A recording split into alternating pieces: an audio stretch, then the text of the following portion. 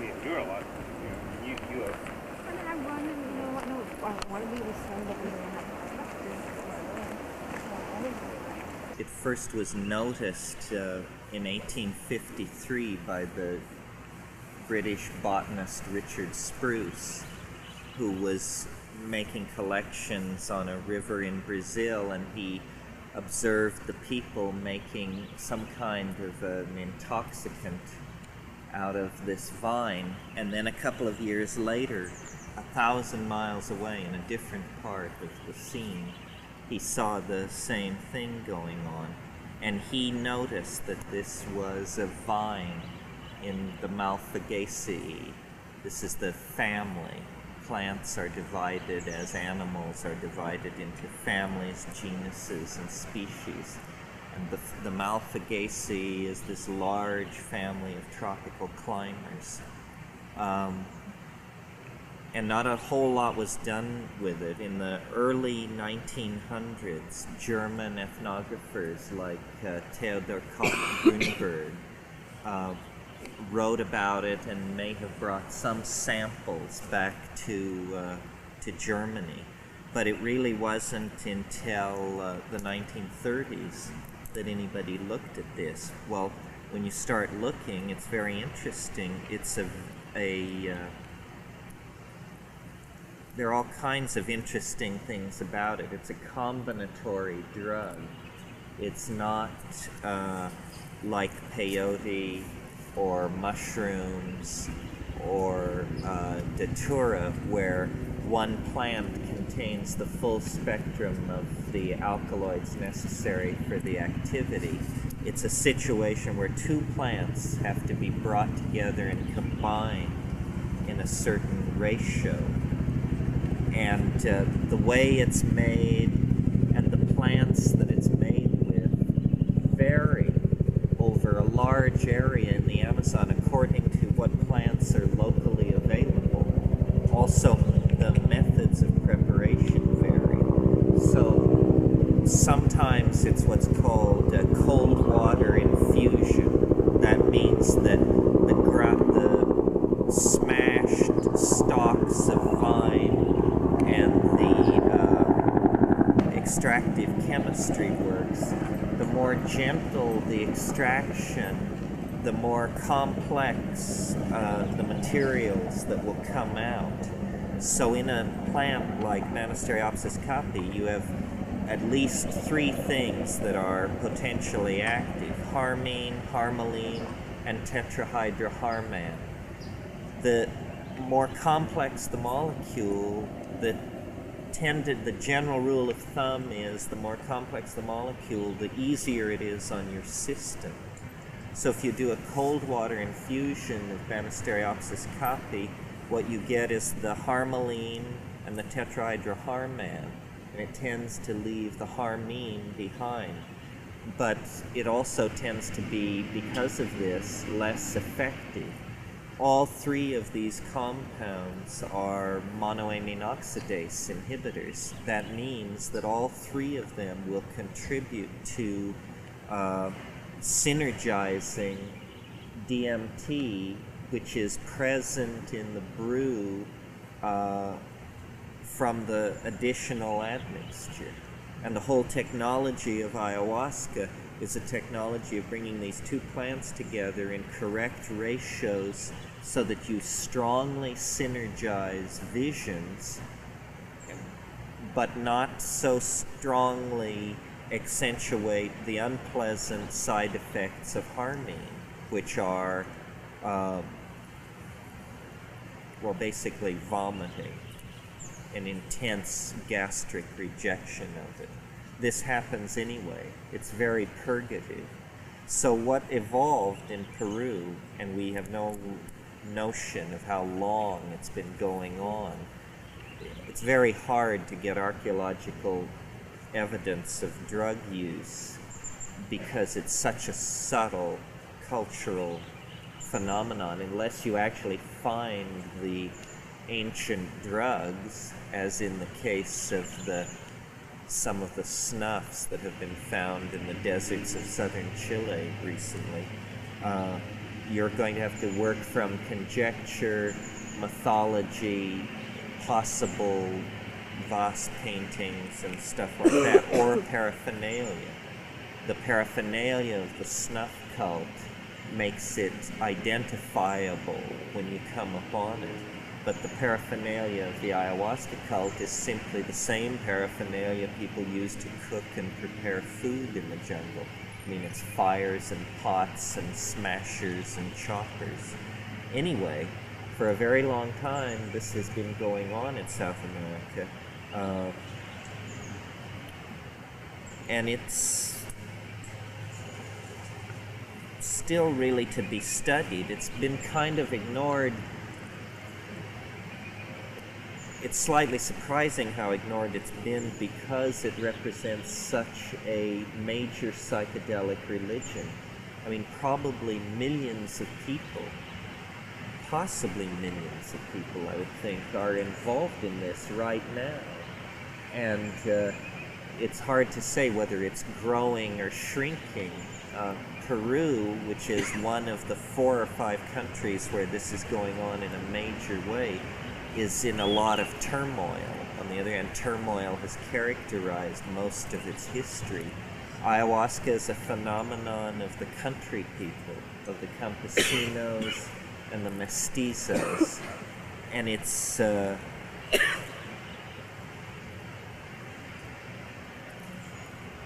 undergoing change in different directions. You know, there's a lot of syncretic religious foment in Brazil. Elements of Santeria and Caribbean religions and Catholicism and psychic healing and European occultism is all in ferment there. And so is the ayahuasca, which in Brazil is called daime, is in the last 50 or 60 years been appropriated by these quasi-religious groups. There are 2 major groups in Brazil involved in this. One is called the União Vegetal, and it seems to be on the lower river, meaning below Manaus, which means in the large cities. And they are brewing a weakened form of ayahuasca, which they call, I think they call it huasca. And then further up the river, the Santo Daime people, who are a little more distinctive, but not, to my mind, terribly attractive. They wear uniforms and practice paramilitary maneuvers and have some peculiar theology of cultural revitalization based on the use of daime. I know those people have been coming to Argentina and Los Angeles recently and beginning circles, so I think there is some sense in the native ayahuasca movements that perhaps the time has come to try and export this out of the cultures where it first came into existence and into modern life. As for what it is, it's very interesting. It is extraordinarily restorative. It is a purgative. What we know medically about it is that it is a strong purgative, that it kills intestinal parasites, and that it has possibly an adverse effect on the trypanosomal stage of the malaria organism. They did experiments at the University of California Medical Center in San Francisco where they were able to kill trypanosomes on Petri plates with small amounts of dilute ayahuasca. Well, if this were to stand up over time, you would see that this had then a very strong impact on people's adaptive, the cultural adaptive response to malaria in the Amazon. you would almost have to say that people who didn't take this stuff were at serious risk to be in these places because malaria is so all-pervasive. And a system of curing has grown up around this, a whole medical system that is now in great danger of being lost or forgotten or quackized in some way, because people are getting into it who know very little about it. In the traditional situation, a long apprenticeship was required to be able to give this stuff to people and to be able to take it, and a diet. And what's interesting, I mean, there are many, many things that we could say about it that set it apart and make it interesting. It's running on, as I said, harmine and on dimethyltryptamine, DMT, to accentuate the visions. Well, these two compounds are both endogenous hallucinogens. That means both of these compounds occur in the human body under ordinary circumstances, in the human brain. So, in a way, what we have with ayahuasca is not a kind of folk pharmaceutical intervention in illness or neurosis, but actually a brain cocktail, a shifting of ratios, and accentuating and a saturating with compounds already a part of normal metabolism. Well, in spite of the fact that these things are constituents of normal metabolism, the way this presents itself is as a profound visionary experience. So that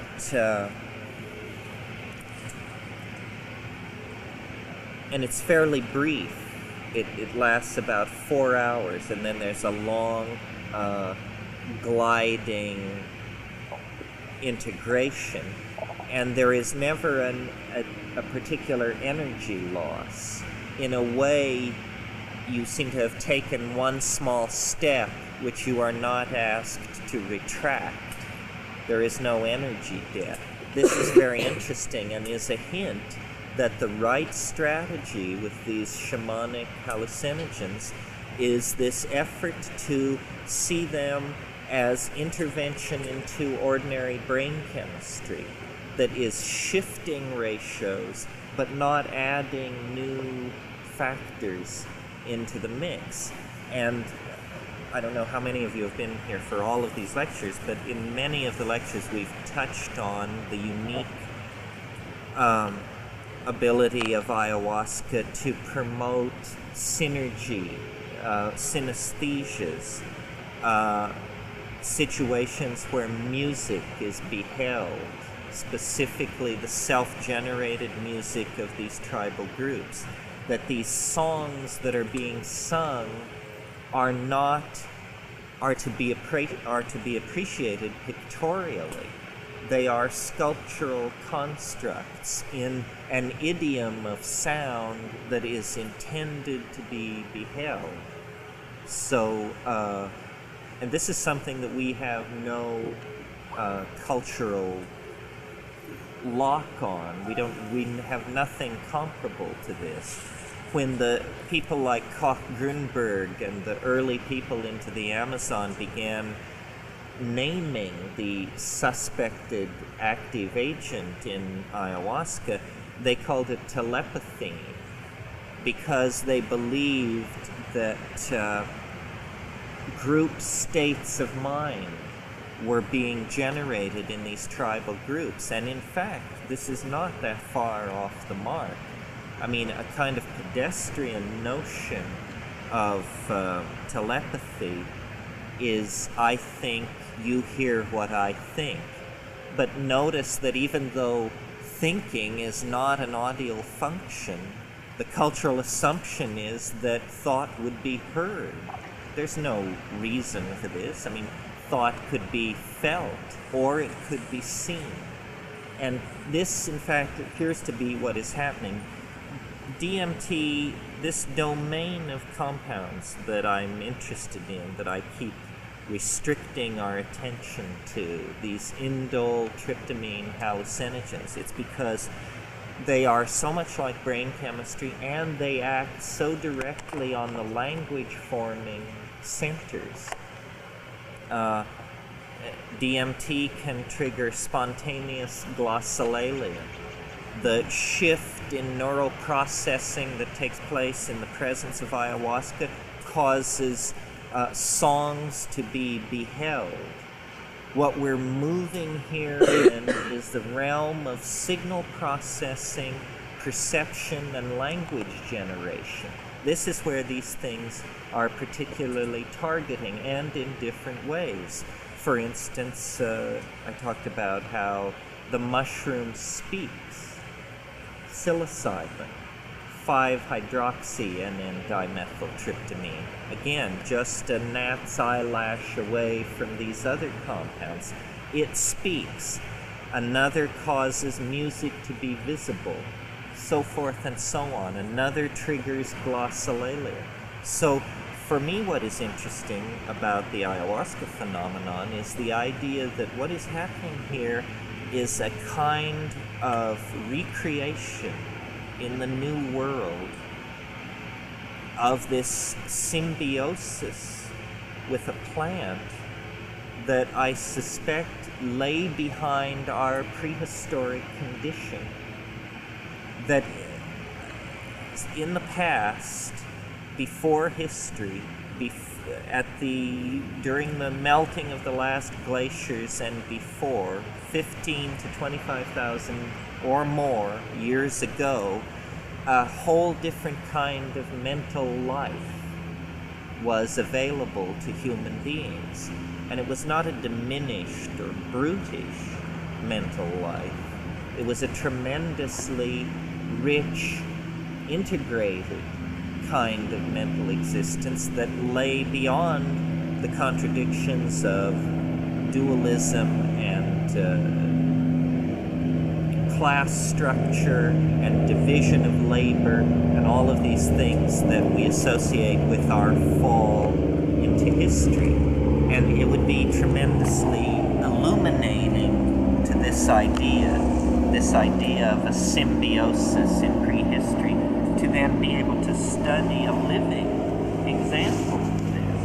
And the obvious place to look is the Amazon, because there is a density of pre-literate people that exceeds that of pre-literate people anywhere else in the world, and a density of hallucinogenic plants. Well, when you look there, you find a set of social mores which, while not exactly mappable over the situation of Saharan pastoralism that I've talked to you about as being the precondition for the emergence of consciousness, nevertheless, you do find human groups using plants to create boundary dissolution and group states of mind where cultural decisions about migration and hunting and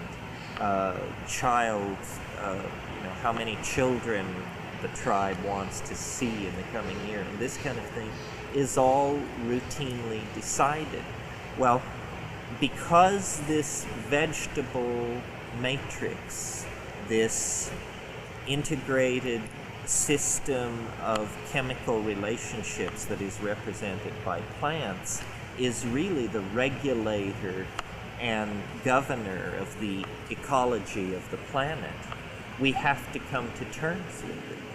And we know that now because we're getting readings off our instruments that tell us that we are headed into all kinds of synthetic fluctuations created by industrial processes. This symbiosis with the plants is not an airy-fairy notion. It's absolutely central to an intelligent species to have a symbiotic relationship with the matrix of life on its planet. Otherwise, the intelligent species will quickly elaborate a set of lethal cultural adaptations which will have negative feedback into the planetary life system. Precisely the situation in which we find ourselves. Intelligence on the surface of a planet must be mediated by a symbiotic relationship with the rest of the living world, because intelligence is capable of setting itself against the grain of the living world in the way that we have done, and then this has, all of the unforeseen consequences that are now coming to bear on our heads. So I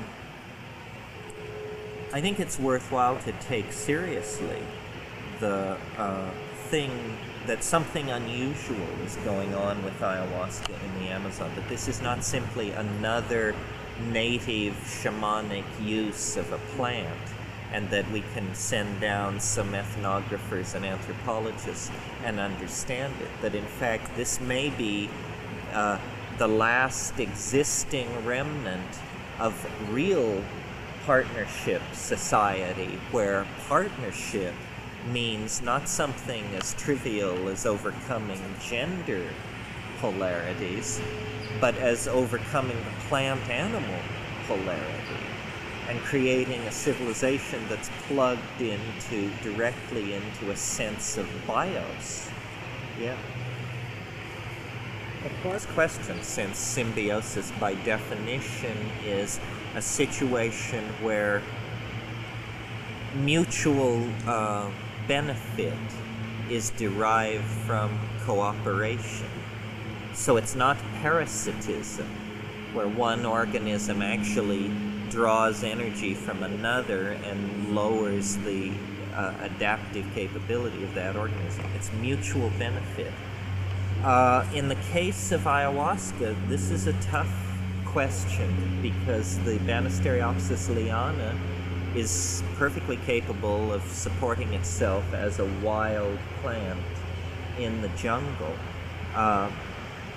In the case of the hypothesized human-mushroom relationship at the beginning of prehistory, it's pretty clear there that what the mushroom gained out of it was, first of all, the domestication of cattle and the inculcation into human culture of this habit of yearly burning meant that pastoralism was essentially, could be seen as a project to expand mushroom ecologies for these coprophytic, dung-loving mushrooms. So cultivation is always a gain that accrues to a plant that cuts a deal with human beings. We will expand its range. We will water it, clear for it, and bring it into ever greater distribution. The gain for the Amazonian plants is not really clear. The symbiosis in that case is not so much that human populations, by taking ayahuasca, are doing something for the ayahuasca vine. It's that by taking ayahuasca, they are being shown a lifestyle which is in equilibrium with the rainforest. That's the more important point there, that the entire life force of the Amazon is gaining by the kind of lifestyle that the people who use these things choose to practice. In other words, they practice swidden agriculture on a very low impact level. That means they cut and burn very small fields, less than an acre. These things can be closed in and reclimaxed in a couple of 100 years. And their numbers are low. And the entire lifestyle is non-invasive, because you cannot invade the Amazon unless you have massive amounts of technology and capital behind you. You have to come to terms with it. It's almost a miracle that there are people there at all. I mean, I don't know how many of you have been to the Amazon, but people have a great misconception.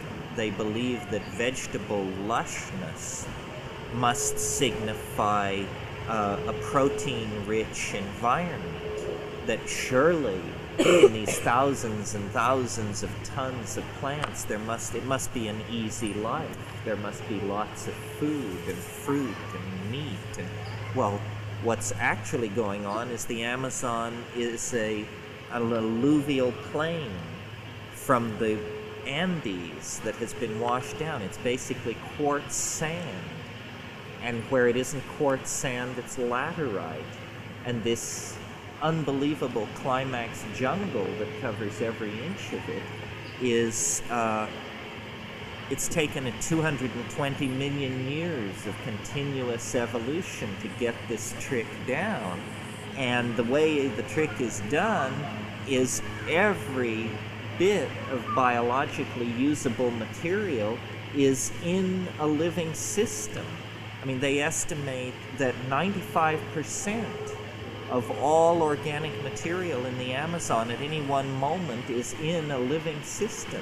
That means that when a leaf falls, within, fractions of a minute, the first ant will arrive and begin taking it apart, and everything is moving back into circulation.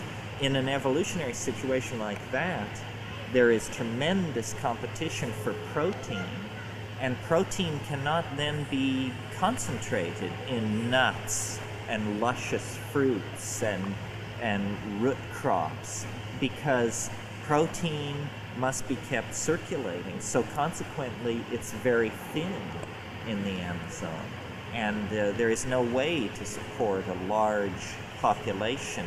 Before the advent of imported food, rice and flour and this sort of thing, these tribes of people rarely numbered more than 70 or 80. When they got to be larger than that, there was some kind of syzygy, and they would separate. So,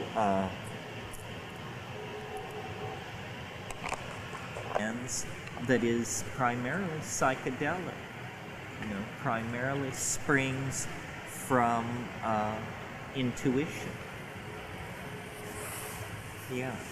How did they ever figure out to put these two plants together? Because one doesn't work with the other one. So how did they figure that out? There are thousands of plants down there, I can imagine. And they just... Well, this is had a message from somewhere to do that, or try just this two plants? Well, this is one of those little facts that intrudes into the rational scientific world that it can't do anything about. How did they figure this out? Considering that these people didn't have a lot of leisure time, and there are, hundreds of thousands of species of plants, and that the two prime ingredients of ayahuasca are a lot of this vine. And when you actually show someone how much of the vine goes into a single dose, they're amazed, because they think of these plants as powerful and fragile. And actually, you're involved in almost a semi-industrial extraction in order to concentrate sufficiently. It's spread very thin, the pharmacologically active agent. And then in the DMT-containing plant, it doesn't grow precisely where the ayahuasca grows. If ever a plant looked like any other plant, this is the plant. I mean, it is literally the most nondescript bush you have ever seen. And so they are taking huge amounts of one, the woody part, discarding the leaves and the fresh growth, and then on the other one, concentrating on gathering the leaves and the fresh growth, bringing them together, and then you have to boil it in huge amounts of water for hours and hours, and then pour off the water and save it. And it's not easy in the Amazon to get together a ton I mean, the simplest things become unbelievable logistical problems. So you have to pour off the mother liquor from the first boil and save it in something. Boil the whole thing again. And this is in that so you're keeping fires going, quite vigorous, boiling fires for many hours in an environment where it can approach 100% humidity. And then you recombine these two large amounts, many, many gallons of water, and then you carefully boil it down without overboiling it and caramelizing it until you have, a typical ayahuasca group would be maybe 15 people. So for 15 people, that would be like at least 30 kilos of ayahuasca, which is a costal, a gunny sack full, and a huge plastic bag full of the chacruna leaves. You have boiled this, you've rendered it, you've concentrated it, and finally you get it down to this stuff which you can't imagine anybody willingly taking more than a taste of. And yet, you have to chug down twice that much. So I'm telling you this story to point out to you the number of unlikely points along the way where there could have been a decision to do it differently and you would have missed the point entirely. So how do they know this? Well, they say that the spirits tell them. The only anthropological evidence along these lines was a famous anecdote. A graduate student of Schulte's named Melvin Bristol, who studied daturas, these arborescent daturas that I've talked to you about in the valley of the Sibundoy. And he took ayahuasca with a Sibundoy shaman, and in the midst of the vision showed him a plant. And the voiceover or the informing logos of the vision said, "This is a magical plant." And he was a botanist, and he had never seen this plant. So then after the trip was over and he came down, he told this shaman about this. And the guy said he didn't know, that it was nothing he knew, but that he knew what he was talking about, that he knew the plant. And the botanist thought he did too, that he could identify it to family. So then a few days later, walking in the mountains, they came upon a plant that they agreed they thought was the plant. And when it was taken back to Harvard, it was in fact alkaloid positive and psychoactive in human beings. Well, to me what this implies is that we are naive about the depths of nature and of what the real nature of communication is. I mean, we give a lot of lip service to that the mountains speak, but do they tell you how to balance your checkbook? And the answer may be, in some sense, yes, that they can speak in any language you are prepared to understand. Otherwise, I don't see how you account not only for the remarkable discovery of ayahuasca, but for instance, curare. Curare is a horrifically toxic arrow poison. Yeah, a gram of it in the United States sells for several $1,000s because it is used in brain surgery to anesthetize single nerves. And they not only discovered that there were certain plants with this in it, but they discovered how to concentrate it in a situation where nobody has gas masks, rubber gloves, metal tongs, anything like that.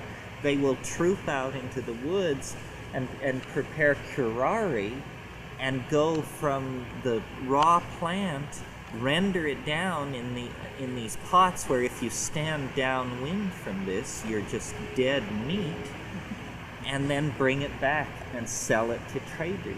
So they have learned their way into the mysteries of nature. Of course, I'm sure these Amazonian Indians must sit around the campfire at night and say, You know, there was an anthropologist here, and he explained to us about the charmed quark. How do you suppose these white people ever figured out something like the existence of the charmed quark? I mean, after all, you have to sort of know it's there, because you have to build a machine that costs $50 million to even correctly search for the thing. So, you know, what it means is it the Bible that says, understanding passeth everywhere? Anyway, somebody said it, and it's true. Mind falls into the interstices. Mind finds ways. Mind is into the Tao of how. I always assume that The other, the location of the other, and whether it's coming through the plant. See, symbiosis is a kind of a cold and biological word to apply to this relationship, because it is an interspecies relationship, so it is technically symbiosis. But it's also emotionally, it's like love. It's like a relationship. It's that there is, you know, something there that touches your heart. And, you know, what I said in the introduction to the Mushroom Grower's Guide, what the mushrooms said to me when I said, what do we bring you? What is it for you? They said, you know, you have hands. We have no hands. We have a dream, but we are like cobwebs in your world. You know, we cannot move so much as a pebble. We are almost of the essence of pure thought. You can bring the fire of the stars to the surface of the earth. You smelt metal. You weave cloth. You wield ink and paint and stone. So it was like saying what we want to do is create in matter. And the symbiotic trade-off is that we would then come into alignment with this, and they would guide us. And to some degree, I think that's what human history is, except it's been unconscious. It's been that the mentor now seeks to be recognized and is saying, you know, your childhood is ending. You need to recognize, you know, the responsibilities of maturity, and that means you need to recognize the situation. And the situation is not that you are as you imagine yourself to be. The communication thing, they are intense. All of these states where you are in the presence of the other, there is an intense transfer of information back and forth. I don't know if you were here the other day, but when I said that in thinking about the types, the creatures seen in the DMT thing, that it seemed to me that they were meme traders, and that therefore it was wrong to go into that ecstasy with a question. They want you to bring an answer. They collect answers. They'll trade you one of their answers for one of your answers. And not that they will take your answer seriously any more than that I would buy an Amazonian mask in order to wear it in ritual dances. It's more a collector mentality, and it's a desire to communicate. I mean, our longing for the other may be not a quality of our monkeyness, but a quality of our own intelligence. In other words, the other may be characterized by longing for the other, that we seek this self-reflection. This is why in the 20th century the image of the alien is so strong, you know, because we We have transcended all other believable gods. We've chased them down and turned them into museum dioramas. But even our science still holds open the small possibility of, truly awesome forces coming to us from this one dimension that is still held a possible domain of the other. And then the other domain of the other, which is not held as possible, which is illegitimate, of course, is the hallucinogens. Maybe the fascination with shamanism signals a turning point in that, and we are going to see eventually hallucinogens taken seriously as an avenue for the other.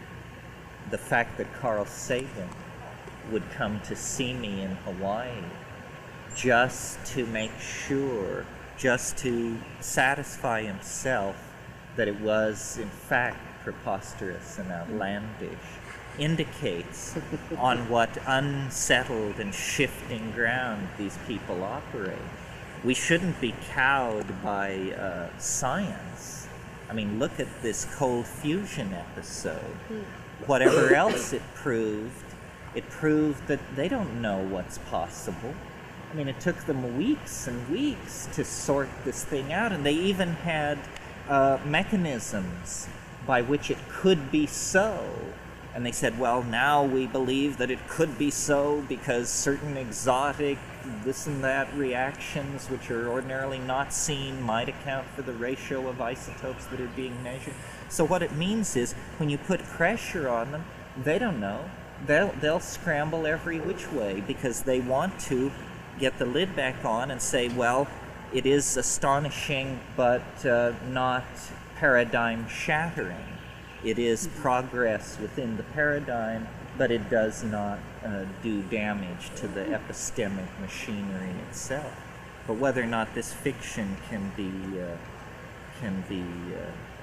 maintained, I don't know. That mushrooms were in fact an engineered artifact of an alien civilization, and that they were spread here with the purpose of communicating. You see, I don't have quite the joy in this that I used to. I don't know why. But you can make a very strong case that makes it seem very credible, from my point of view, that the mushroom could well be an extraterrestrial. You want me to do it? The spores were brought here by... No, not even that the spores were brought here. If you want to look into this, there's a book called Strategies for Extraterrestrial Communication by Bracewell. They talk about in there, what they try to do is they try to create an algebra of strategy for extraterrestrial communication that would work for any extraterrestrial. So see, this is a kind of an effort to deprogram yourself and say, well, let's just look at the problem on the largest possible scale and see if we can't conceive of a generalized strategy. Okay, well, what are the facts on the table? The facts on the table are the universe is huge. Huge. The distances are vast. The stars are spread very thinly. Stars of any given type are spread even more thinly. So it's hard to imagine a civilization for whom the economies of energy would mean nothing. In other words, for whom it would be as easy to visit 1 billion stars as one. I mean, we're not talking civilizations, we're talking God Almighty. We have to imagine that certain kinds of logical constraints can be supposed to be in place. Well, so Bracewell said, well, how about this strategy? The communicating planet sends out 4 probes at a certain distance from the and let's give this communicating planet as advanced a technology as we can imagine. In other words, there are no technological limits on this civilization, except that it cannot violate any known natural laws. That's a big except, because we're saying that it cannot exceed the speed of light. So therefore, if it's operating under the constraints of the speed of light, the universe is truly formidable as an object to explore. Nevertheless, the communicating planet sends out a probe, or 4 probes in 4 opposed directions. At a certain distance from the planet, the probe is technologically sophisticated enough to replicate itself. At another preset distance, each probe replicates again. The notion here is that as the sphere of these things expands around the home planet, the number of them increases so that the average spatial density of them stays the same. Well, if this process can go on virtually indefinitely, then you would eventually have a shitload of these probes, you know.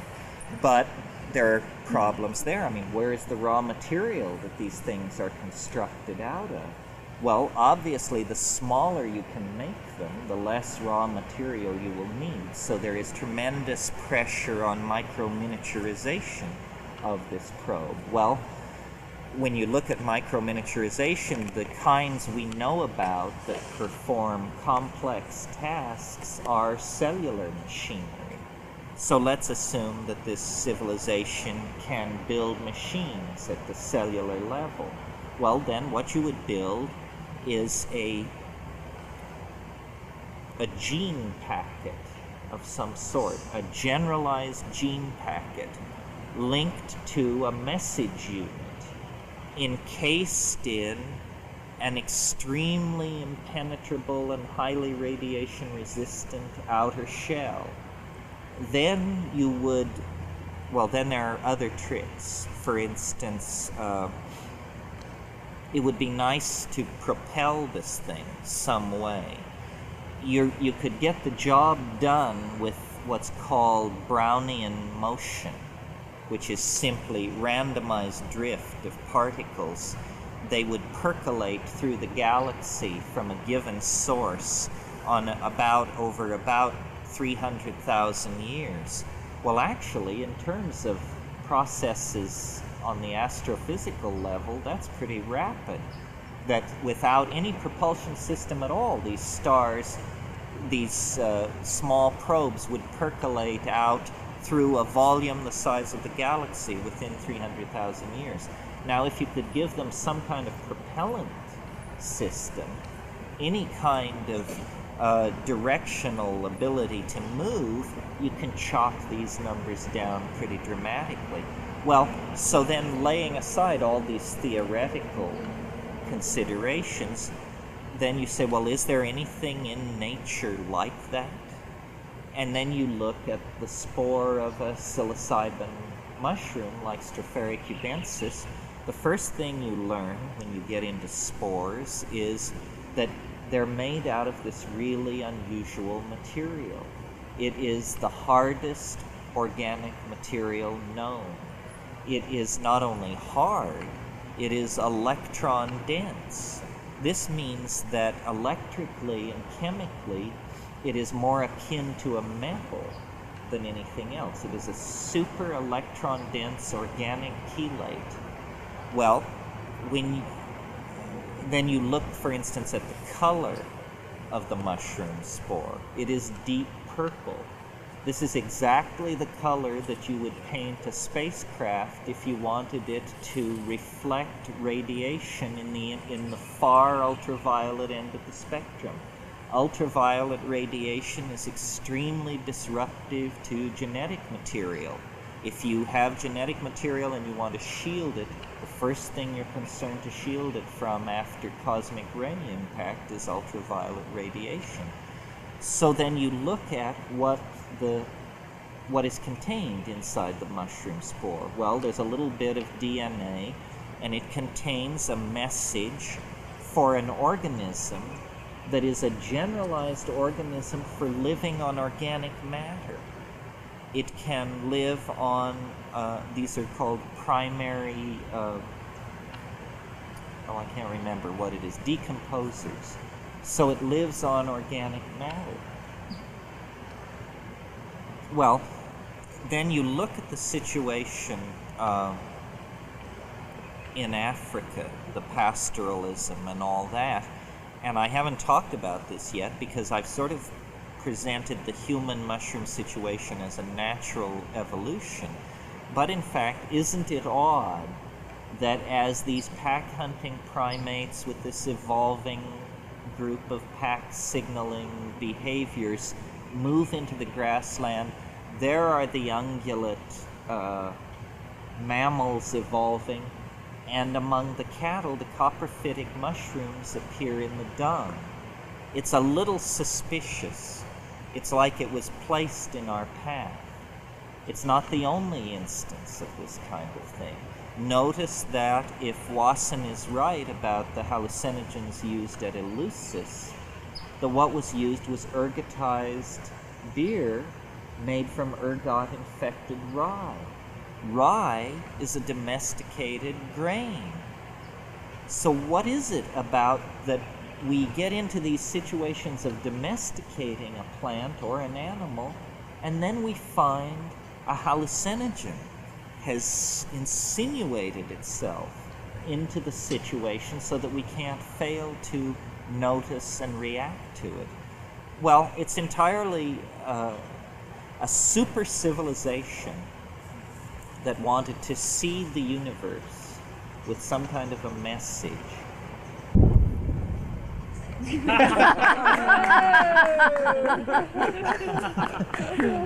it for or against?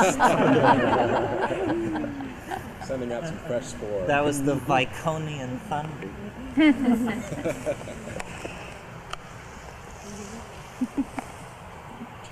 Oh, so let me continue with this thing. There are so many stars and potential planets and potential niches for life in the universe that you have to take great care in constructing the message if you're serious.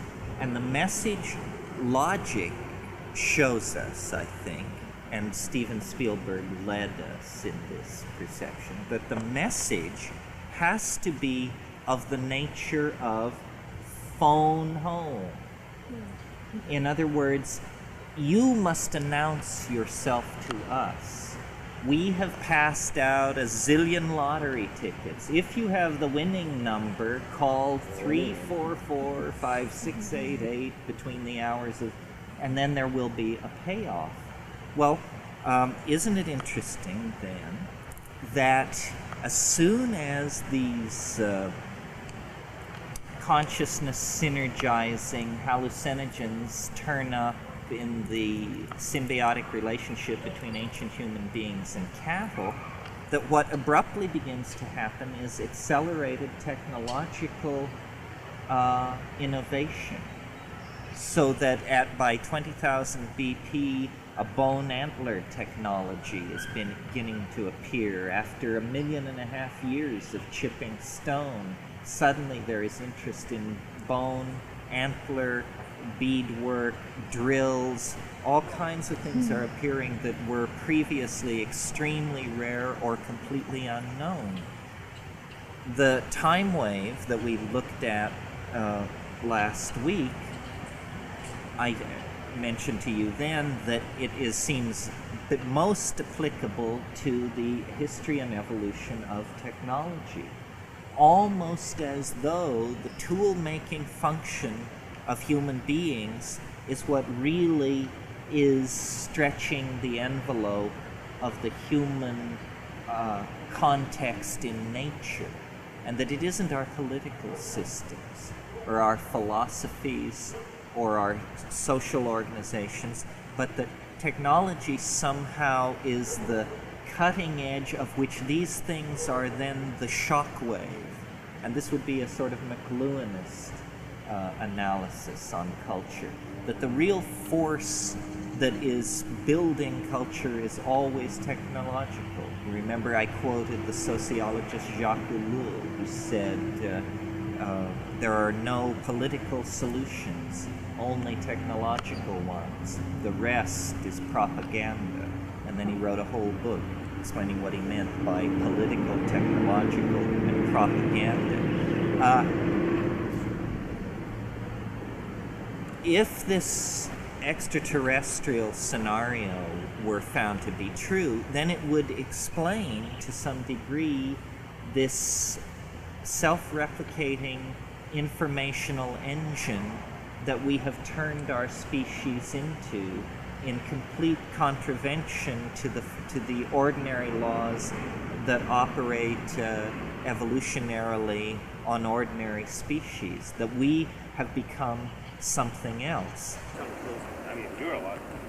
You have. And I wanted to be able to say that we don't have